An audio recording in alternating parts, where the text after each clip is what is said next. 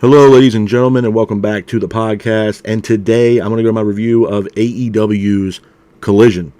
Starting off the evening, we have a Ricky Starks segment. Ricky Starks talks with Tony Schiavone. Schiavone lets Ricky Starks know that he has been suspended from AEW for 30 days for the attack that he landed on Ricky the Dragon Steamboat in the match that Starks had with CM Punk. Ricky then says Steamboat cost him his title shot against CM Punk. Ricky then mocks CM Punk. But then Ricky then tells Tony Schiavone and the crowd that he does have a manager's license and that he will still be on Collision, just not in a wrestling capacity. Moving on from that, we go into our first official match of Collision. It is the Acclaimed versus the Iron Savages. I thought it was a good match. Back and forth matchup between the Acclaimed and the Iron Savages, with the Acclaimed keeping the pace of the match. And the Acclaimed ultimately hit the finish, pins for the 3, and your winners of the match are the Acclaimed. Hats off to the Acclaimed for getting the win in this matchup.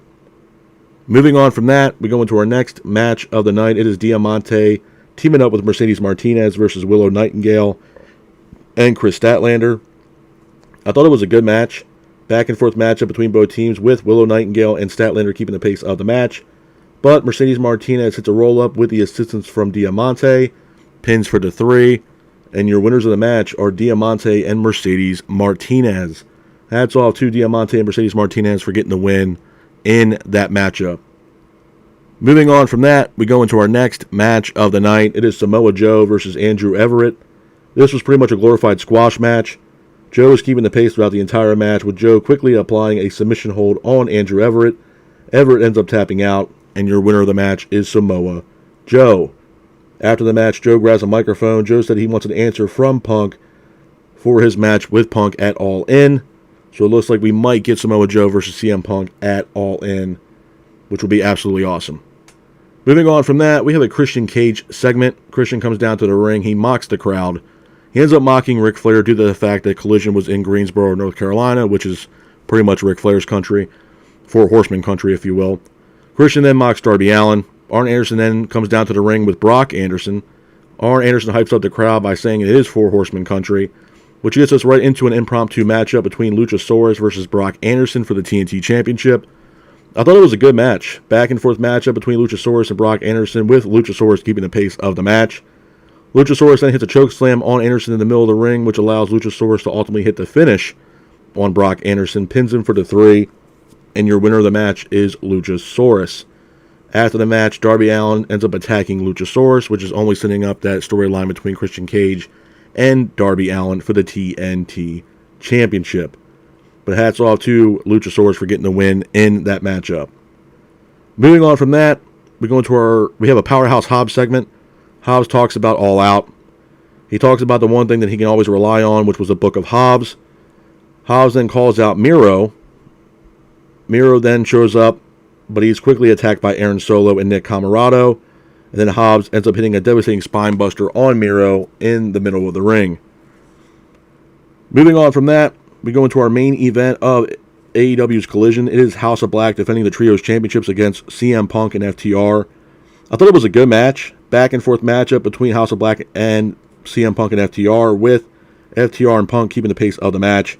Punk then mocks Malachi Black. Dax then hits a DDT. Punk then hits a GTH on Buddy Matthews, but Samoa Joe ends up attacking Punk, pretty much chokes him out, and then Brody ultimately hits the finish, pins for the 3, and your winners of the match, and still AEW Trios champions, are the House of Black. Hats off to the House of Black for getting the win in that matchup. Couple of things I want to say about Collision before I get out of here, man. Number one, I think Collision is a solid show. I really do. I think Collision is probably AEW's best show they have right now. Not taking anything away from Dynamite. I'm loving what Dynamite's doing right now. But Collision, there's something different about Collision, man. It's getting a lot of eyeballs on the product. I think it has a lot to do with CM Punk as well, which I will get into the CM Punk drama that I've heard of that went down after Collision here in a minute. But all in all, it was a solid show, man. Seeing the Acclaimed, again, underrated tag team.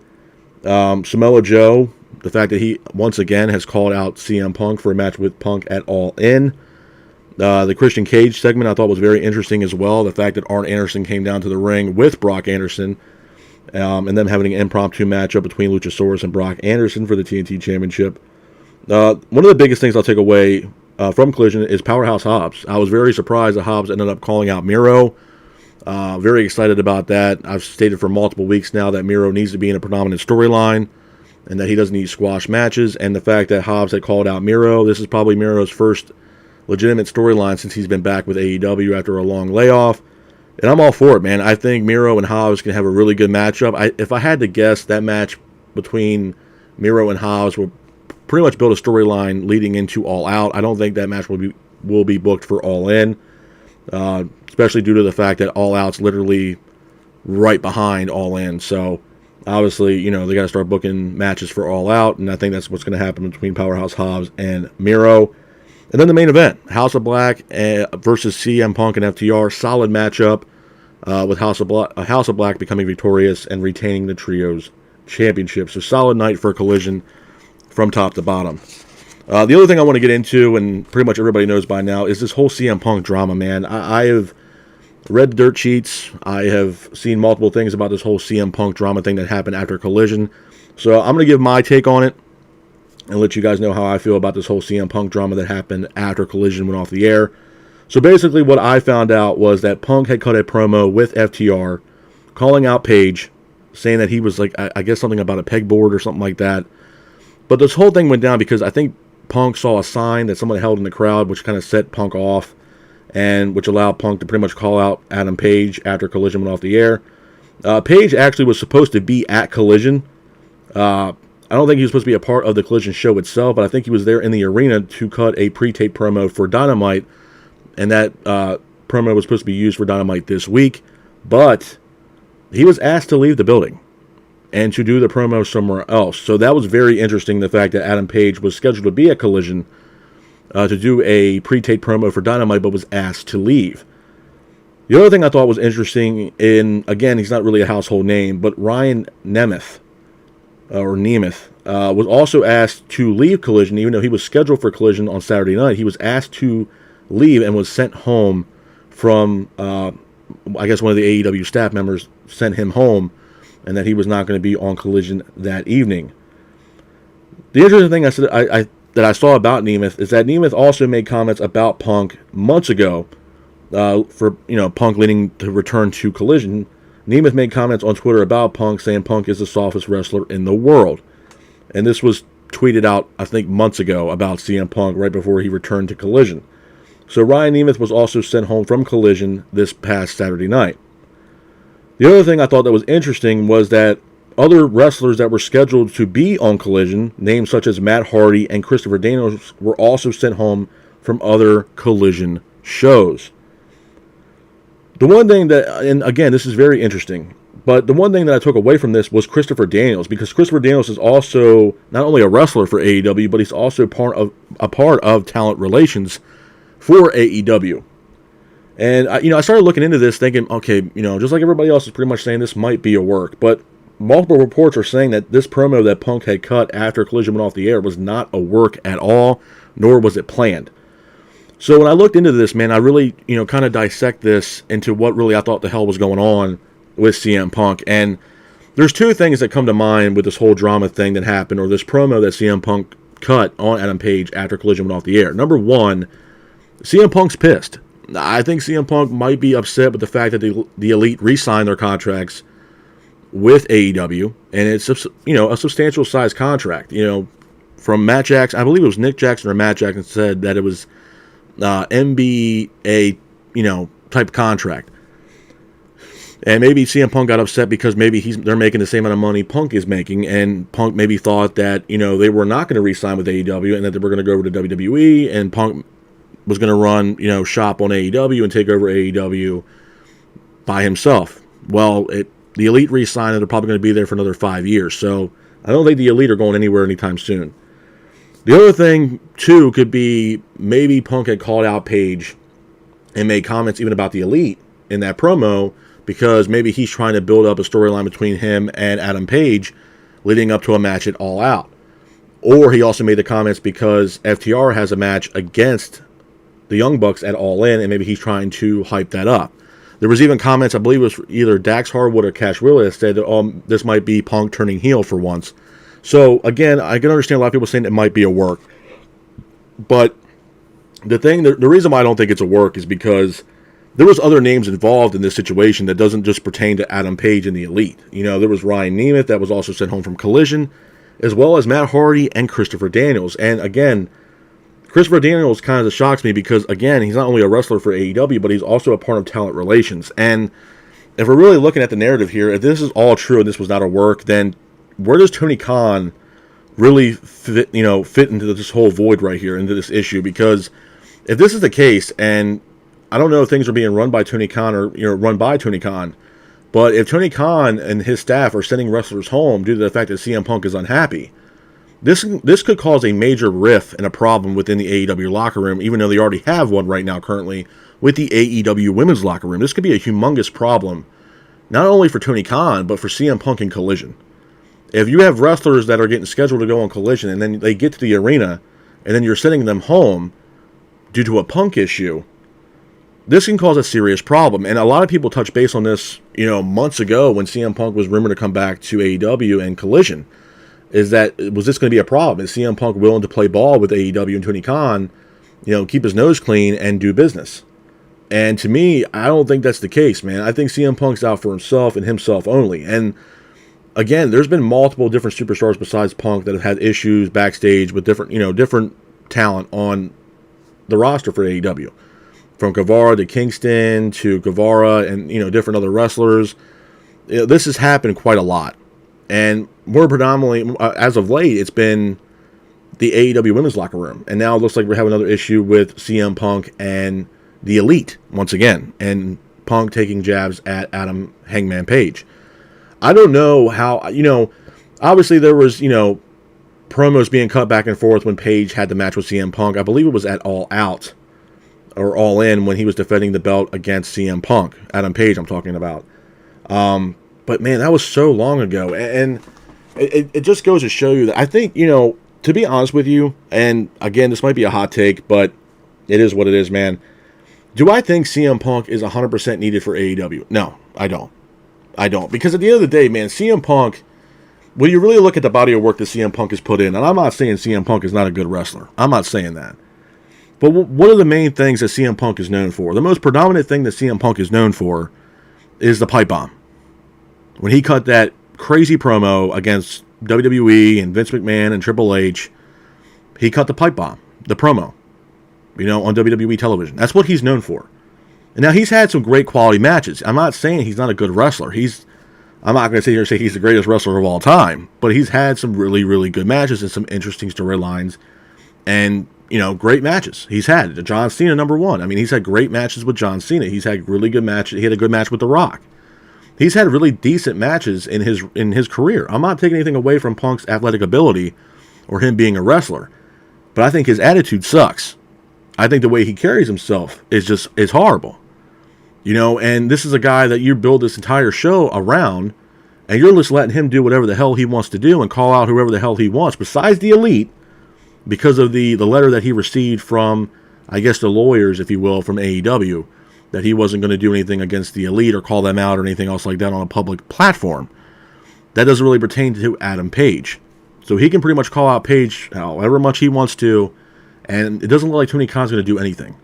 And that can seriously become a problem and a very serious issue, because at this point, and I'm not the only person that said this. I mean, multiple people have said this.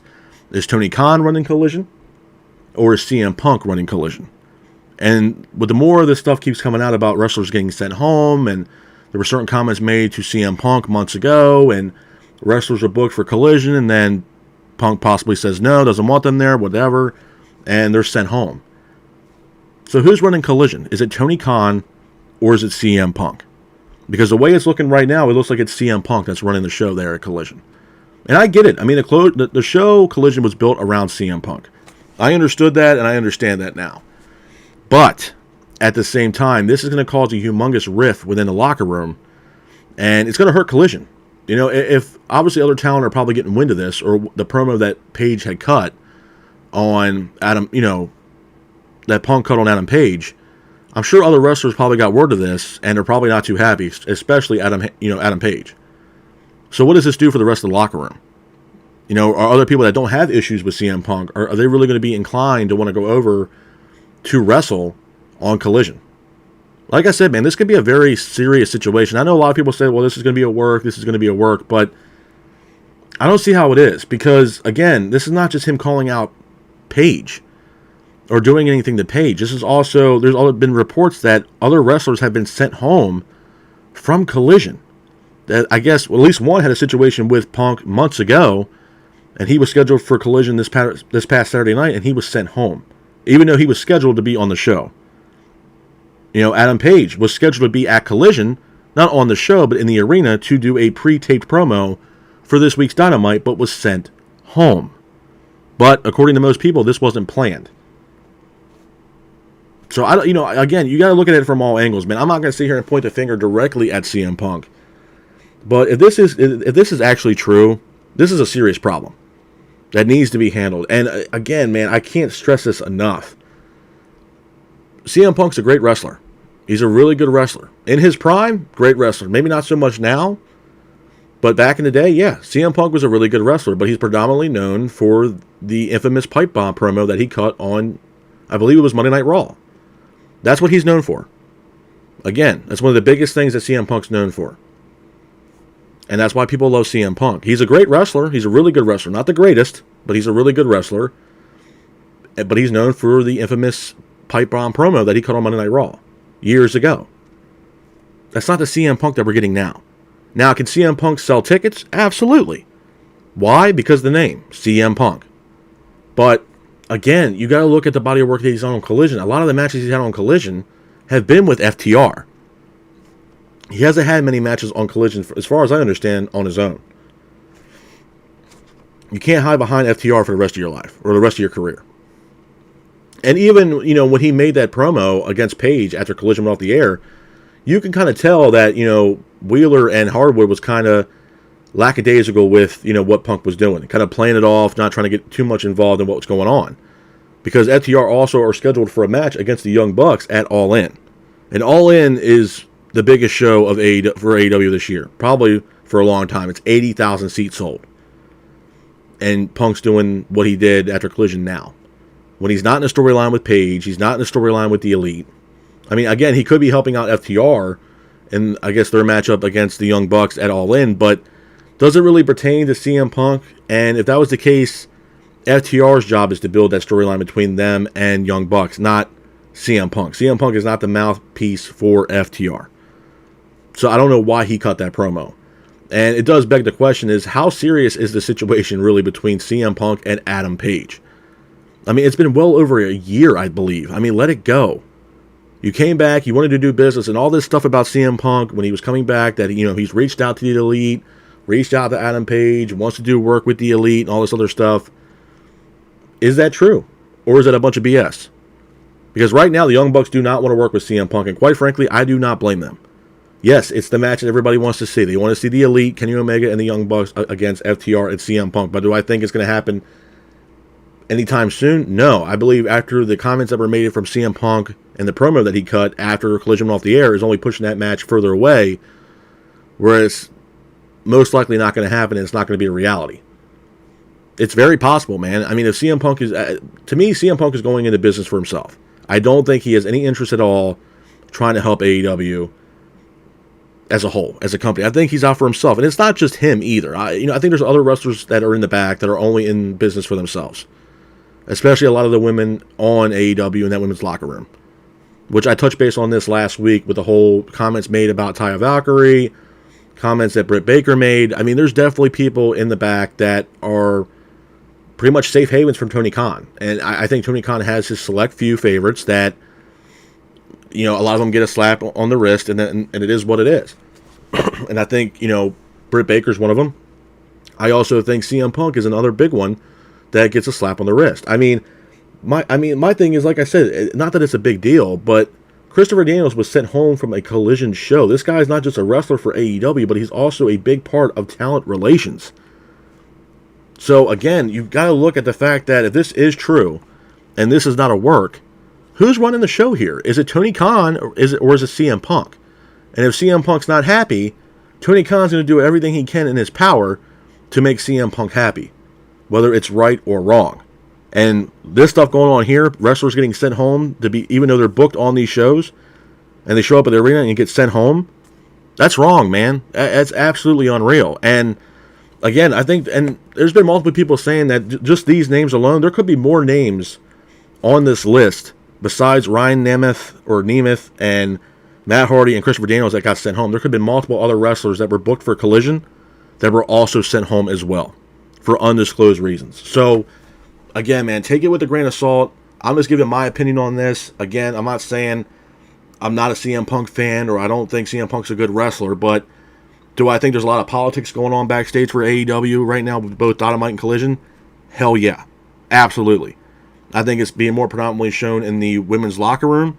And now with this whole CM Punk situation, absolutely. I think there's a lot of stuff going on backstage right now in AEW, and it's not looking good. It's not. And honestly, I said this when they brought CM Punk back, man, and I made this prevalent that bringing him back, you're taking a chance. You're taking a humongous chance because this guy is not just going to come back, keep his mouth shut, and toe the line. He's not one of those kind of guys. Punk is not a company guy. And I'm sorry if people believe that, but he's not a company guy. Yes, Punk is for certain wrestlers. He has a lot of faith in certain wrestlers, and he believes in them. I mean, he's made comments about Mercedes Moné and has hyped up Sasha Banks or Mercedes Moné. He's hyped up Jade Cargill. I'm not saying that Punk doesn't have faith in other wrestlers and that he wants to help them and build them into superstars. I'm not saying that. But there are many times that CM Punk is in business for himself and doing the stuff that he did after Collision. That is Punk going into business for himself and dragging out this BS with Adam Page that's been well over, I believe, a year. Let it go. This guy can't let stuff go. I mean, he still had stuff on Colt Cabana that was from like years and years, decades ago.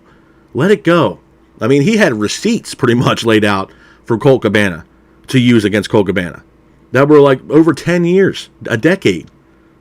This guy does not let stuff go. This guy, he holds it in, and then this explodes. And it turns ugly quick. Look what happened at All Out in the media scrum. You know, he dissed Matt Jackson in the Elite, the VPs of AEW, and then it turned into an all-out brawl, literally, at the media scrum. This guy is, CM Punk could be a problem for AEW. Not a savior. Not a guy that you want to, put your cart behind, pretty much. He might not be that, the company guy, is what I'm saying, long story short. I just don't think CM Punk is that kind of guy. And I think more or less, as is being seen, it's becoming a problem. It's becoming an issue within the locker room. And if you're having wrestlers being booked for Collision and then you get to the arena and then you're sending them home, I mean, that's a big-ass problem, man. That's a humongous problem to have in AEW. And that's something that AEW does not need right now because, again, there's a lot of, eyes on the product, and people already know that there's issues within the locker room in AEW, especially in the women's locker room right now. And then him doing this, I mean, a week and a half before All In? Not really ideal to do right now. And for all intents and purposes, Adam Page is, I believe he's going to be booked in a match at All In. I think it's going to be Kenny Omega, Adam Page, and I can't think of the other name. So forgive me on that. But I think it's Adam Page and Kenny Omega teaming up in a 6-man tag team match against Bullet Club Gold, Jay White and Juice Robinson and Takeshita in a 6-man tag team match at All In.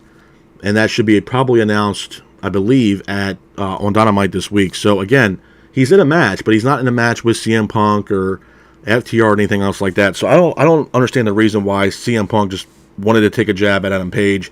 Adam Page hasn't said anything about CM Punk since all that stuff went down. So I don't know the whole deal with CM Punk and Adam Page. It's kind of weird, to be honest with you. But that's my take on the CM Punk drama, man. Again, it's nothing. I don't have a personal issue with CM Punk. I think he's a great wrestler. He's a great athlete.